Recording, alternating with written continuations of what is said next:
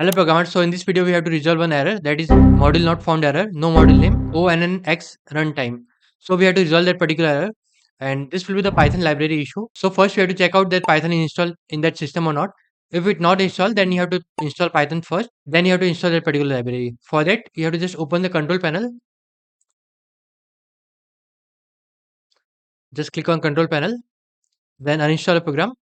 So see, Python 3.8.10 is already installed in that laptop, and you can check out by one more way. Just write Python version, then enter.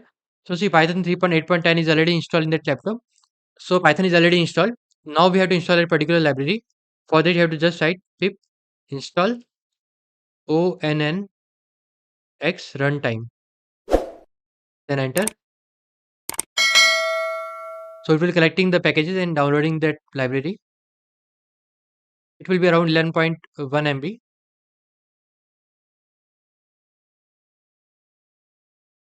After that it will resolve the issue. Now it's successfully downloaded. Let's check out the version.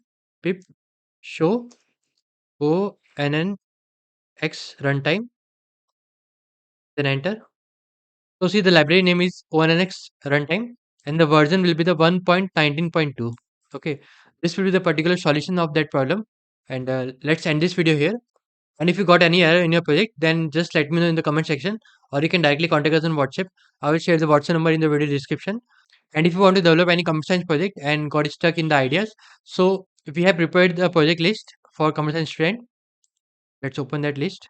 Like, we are developing projects in Python, Java, Android, machine learning, deep learning, AI, neural network, OpenCV, Django, React.js, HTML, CSS, JavaScript, Bootstrap, PHP, and many more.